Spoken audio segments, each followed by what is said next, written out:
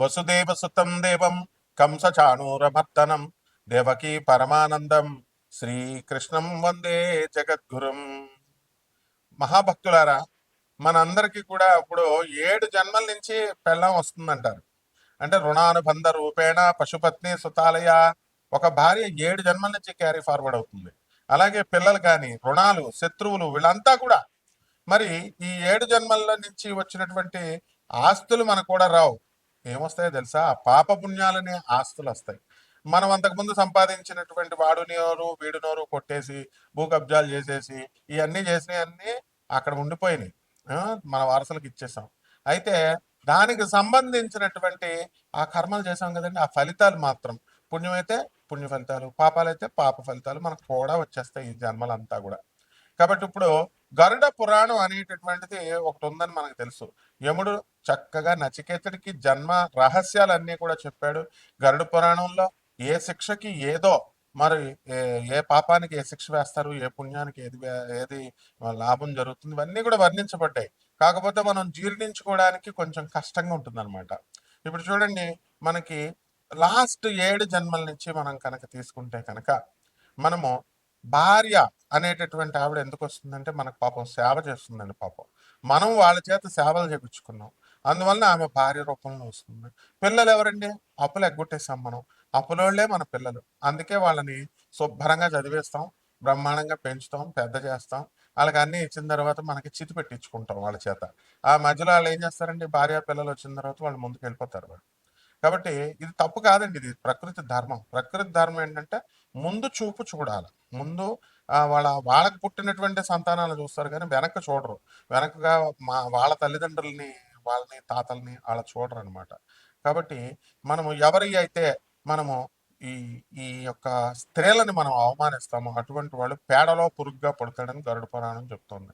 ఎవరైతే అమాయకులైనటువంటి అబలులైనటువంటి వాళ్ళ మీద అత్యాచారాలు చేస్తామో, లేకపోతే వాళ్ళ యొక్క ధనాన్ని మనము లాగేసుకుంటామో, ఇవంతా కూడా మనం ఎలా పుడతామంటే దోమై పుడతాము అని చెప్తోంది గరుడ పురాణం. అలాగే మనము గురువుల్ని మనం సలహాలు ఇస్తాం, వెటకారం ఆడతాం. చిన్నప్పుడు మనం స్కూల్కి వెళ్ళినప్పుడు చూడండి, మాస్టర్ పాఠాలు చెప్తుంటే జోకులు వేస్తాం, సెటైర్లు వేస్తాం. అలాగే ఇప్పుడు నేను వీడియోలు చెప్తున్నానండి, నా మీద కూడా సెటైర్లు వేస్తారు కదా, సరదాగా కామెంట్స్ అవి పెడతా ఉంటారు. అంటే మంచిగా చెప్పకపోతే మీకు ఏమండి మీరు కోటీశ్వర్లు అయిపోతారండి, ఏమండి మీరు చాలా గొప్పవాళ్ళు అయిపోతారండి అంటే అప్పుడు పెడతారు. ఏమంటే ఈ రాశి వాళ్ళు మేము చాలా సంవత్సరాల నుంచి చూస్తున్నాం, మాకు అవ్వట్లేదు అని అప్పుడు పెడతారు. ఒకవేళ ఒరే నాయన ఉన్నది ఉన్నట్టు చెప్పామనుకోండి, ఇలా జరుగుతురా నాయన, ఇప్పుడు గరుడ పురాణం లాంటి విషయాలు మనం ఎప్పుడూ సత్యమే చెప్తాం. అయితే అప్పుడు ఏం చేస్తారండి? వీడు ఎక్కడ దొరికాడరా బాబు, మళ్ళీ వచ్చేసాడు వీడు అని చెప్పేసి, ఎక్కడ దొరికాడరా అని కామెంట్లు పెడతారు. ఇట్లాంటివన్నీ కూడా తప్పమ్మా. అందువలన గురువుల్ని కనుక ద్వేషిస్తే ఆయుక్షీణమవుతుంది, అదృష్టహీనులు అయిపోతారు. అందువలన చాలా నష్టాలు జరుగుతాయి. మా నోటితో చెప్పకూడదు, ఎందుకంటే చెప్తే అలెక్కే చిట్టి పికిల్స్ లాగా అయిపోద్ది అనమాట మీ బతుకులన్నీ కూడా. అందువలన కంపల్సరీ మీరంతా కూడా మీ గురువులంటే ఎవరైనా మీకు పాఠాలు చెప్పినోడు, మీ అమ్మని మీరు తిట్టుకుంటారా? మీ నాన్న మీరు తిట్టుకుంటారా? మీకు పాఠాలు చెప్పిన మేస్టర్ని తిట్టుకుంటారా? ఒక మహానుభావుడు నాకు పెడతాడు, ఎవరు మీరు సోదెక్కి వేసేస్తున్నారండి బాబు.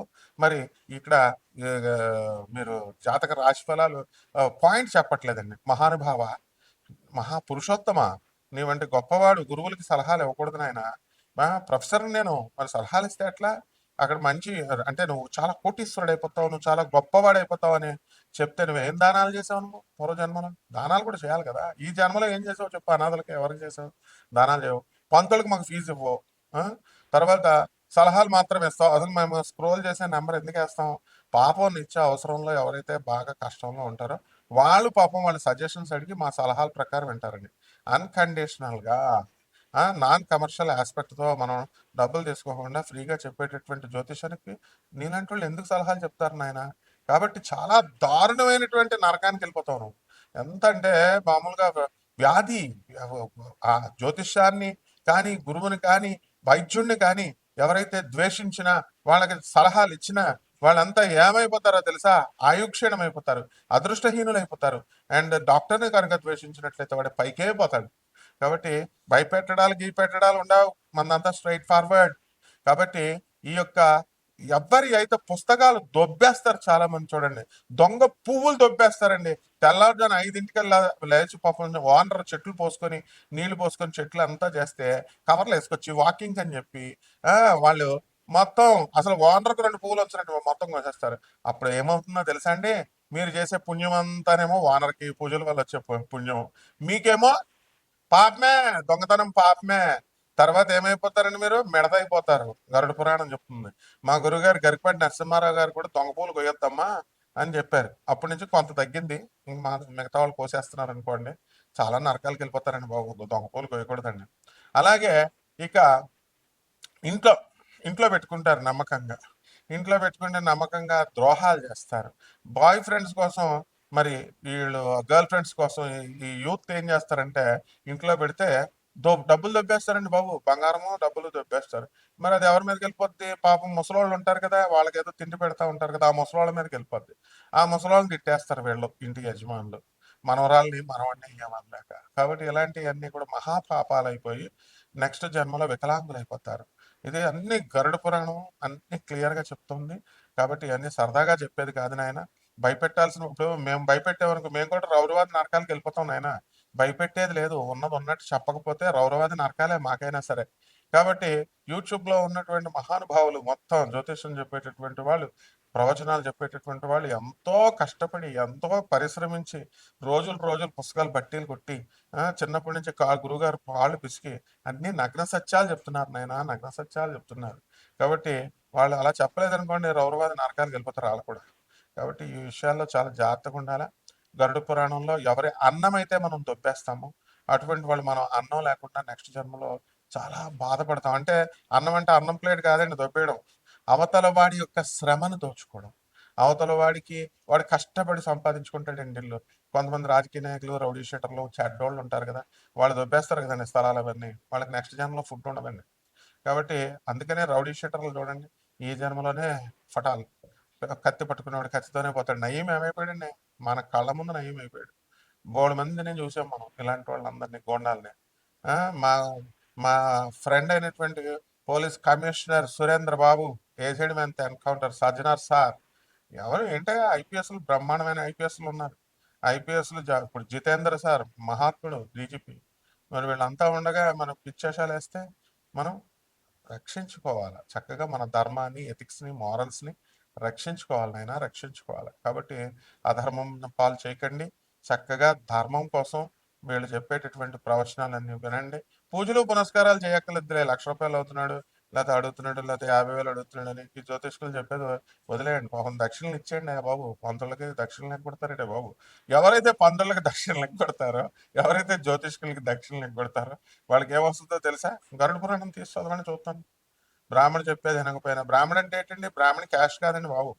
బ్రాహ్మణ అంటే బ్రహ్మజ్ఞానాంతో బ్రాహ్మణ. ఎవరైతే నీ మంచి కోసం చెప్పేటటువంటి వాడు, గురుస్థానంలో ఉండి చెప్పేటటువంటి వాడు, దత్తాత్రేయుడు అవతారం వాడు, అటువంటి వాళ్ళు కనుక చెప్పింది కనుక వినకపోతే నువ్వేమైపోతావు అంటే రౌరవాది నరకాలకు వెళ్ళిపోతావు అని చెప్తోంది. రౌరవాది నరకం అంటే అల్టిమేట్ అనమాట. ఇంకా ఇవన్నీ నరకాలు ఉన్నాయండి లేవండి అని వితండవాదం చేసే వాళ్ళకి ఈ జన్మలో లాస్ట్ రోజులు కూడా అవసరం లేదు. స్టార్టింగ్ లో పెరాలసిస్ వచ్చేస్తుంది. గరుడ పురాణం అంటేనే అంతేనండి బాబు. భయం భయం భయం. అందుకే ఇంట్లో గరుడ పురాణం ఎవడో పెట్టుకోడు. దానికి భయం వేసి ఏంటి తప్పులు చేయాల్సి వస్తుంది. తప్పులు చేస్తే ఈ సెక్షన్ గరుడ పురాణంలో ఉంటది. కానీ అందుకని ఏం చెప్తారు సెంటిమెంట్ కింద? ప్రజలు చాలా తెలివైన వాళ్ళు కదా, ఏమండి బాబు చచ్చిపోయిన వాళ్ళు చచ్చిపోతారు, గరుడ పురాణం ఇంట్లో పెట్టుకోకూడదని అంటారు. నో, దానికోసం కాదు. ప్రతి వాడి ఇంట్లో కూడా గరుడ పురాణం పెట్టారు. It is like an IPC section, Indian penal code లాంటిది. మరి అలాంటిది మీ దగ్గర ఉండాలి. కంపల్సరీ గరుడ పురాణం తెచ్చుకోండి, మీ ఇంట్లో పెట్టుకోండి. దీని ప్రకారం ఈ పూర్వజన్మల కర్మల ప్రకారం మనందరం చేసినటువంటి 7 జన్మలని తీసుకుందాం. మరి దాని యొక్క ప్రభావాలన్నీ కూడా ఈ రాశుల మీద నక్షత్రాల రూపంలో, మళ్ళీ అలాగే ఈ యొక్క గ్రహాల రూపంలో మనకి చూపిస్తాయి. ఈ 2025వ సంవత్సరం అంతా కూడా ఇవి మనం చేసినటువంటి పాపాలను బట్టి ఏ రాశుల వాళ్ళని ఎలా ఇబ్బంది పెడతాయి అన్నది మనం ఈ వీడియోలో తెలుసుకుందాం. ఒక్కొక్క రాశికి విడివిడిగా చూడండి. ధనుస్సు రాశి. ఈ ధనుస్సు రాశికి మీరందరూ కూడా దీపు అనేటటువంటి వ్యక్తి, దీపక్ అనేటటువంటి వ్యక్తి మీ జీవితాన్ని ఉద్ధరించడానికి దీపం పట్టుకుని వస్తాడనమాట. అయితే పూర్వజన్మల 7 జన్మల నుంచి మీరు పాపాలు చేశారండి, అవన్నీ దగ్ధమైపోవాలన్నమాట. కాబట్టి ధనుసు రాశి వాళ్ళంతా కూడా ఏమండి మరి మేము చాలా సంవత్సరాల నుంచి మేము ఇల్లులు కడుతున్నాం, స్థలాలు కడుతున్నాం, అమ్ముడు అవుతున్నాం. కానీ ఏ సంవత్సరం కూడా ఈ సంవత్సరం అంత బాధలు మేము పడలేదు. మాకు అమ్ముడు అవ్వట్లేదండి అని చాలామంది బాధపడేటటువంటి వాళ్ళు ఉంటారు. వీళ్ళందరికీ కూడా త్వరలో శుభవార్త పడుతుంది. అలాగే రియల్ ఎస్టేట్ స్థలాలు ఇవన్నీ కూడా చాలా దొరకడం లేదండి అని బాధపడేటటువంటి వాళ్ళు ఉంటారు. అంతా కూడా ఉంటుంది. అండ్ ఈ యొక్క రాశి వారికి మనకి ధనుసు రాశి వారికి వృత్తి వ్యాపార ఉద్యోగ విషయాల్లో బాగుంటుంది. ఇన్కమ్స్ బాగానే ఉంటాయి. కానీ మనకి గురుడు వృషభ రాశి నుంచి మనకి మే మే 14, 2025 సంవత్సరం నుంచి మనకి మిథున రాశి సంచారం చేస్తున్నాడు. ఆ తర్వాత మిథున రాశి నుంచి కర్కాటక రాశిలోకి వస్తాడు. కాబట్టి ధనుసు రాశి వాళ్ళు ఆర్థికంగా మీరు బలపడడానికి అవకాశాలు ఉన్నాయి. చాలా గొప్పవాళ్ళు అయిపోవడానికి అవకాశాలు ఉన్నాయి. లేకపోతే రైతులు మనం తీసుకున్నట్లయితే రైతులు కూడా చాలా బాగా డెవలప్ అవుతారు. పొరుగురులకి, పొరుగు దేశాలకి మీరు వెళ్ళిపోవడానికి అవకాశాలు ఉంటాయి. కానీ ఏం ప్రయోజనం అండి? మీరంతా వెళ్తే ఏం ప్రయోజనం చెప్పండి? You have to help the poor. పేదవాళ్ళకి సేవ చేయాలి కదా! మరి కనీసం 10% మనుస్మృతి ధర్మం ప్రకారం మీరు పేదవాళ్ళకి దానం చేసుకోవాలా? విదేశాలకు వెళ్ళే సొమ్ములు డబ్బులు దాచేసుకుంటే పూర్వజన్మ కర్మలు ఎందుకు వస్తున్నాయి మీకు ఇవన్నీ? రోగాలు ఎంతమందికి లేవు చెప్పండి ధనుసు రాశి వాళ్ళకి? యూరిన్ నుంచి రక్తం పడిపోయేటటువంటి వాళ్ళు ఉన్నారు.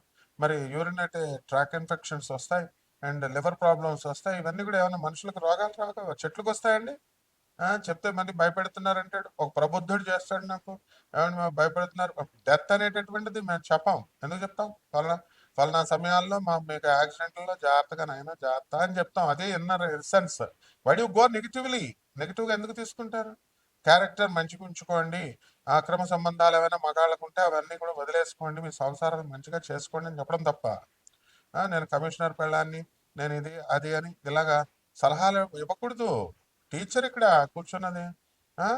సో ఇక్కడ చేయాల్సినటువంటిది ఏంటంటే మీరు చక్కగా ఇక నుంచి మీరు ఈ యొక్క వృశ్చిక రాశి వారు, ఈ యొక్క ధనుసు రాశి వారు ఇప్పటి వరకు చేసుకున్నటువంటి పాపాలు ఏవైతే ఉన్నాయో అవి కడుక్కోండి. మంచి దాన ధర్మాలు అవన్నీ కూడా చేసుకోండి. రైతుల పరిస్థితి, cold storages, poultry shops, pubs run చేస్తున్నటువంటి వాళ్ళకి కాస్త ఎక్కువ కర్మలు వస్తాయి. But what to do? చేసుకోవాలి కదా, మరి బతకాలి కదా. అందువలన అలాంటి వ్యాపారాలు సెలెక్ట్ చేసుకున్నారు కదా. ప్రాణహాని ఇచ్చేటటువంటి పౌల్ట్రీ ఫార్మ్స్, తర్వాత ఈమె మేకల ఫారాలు, ఇవన్నీ కూడా వాళ్ళ కుటుంబ వ్యవస్థలను చూడండి, కాస్త ఇబ్బందులు పడుతూ ఉంటారు ఎప్పటికప్పుడు.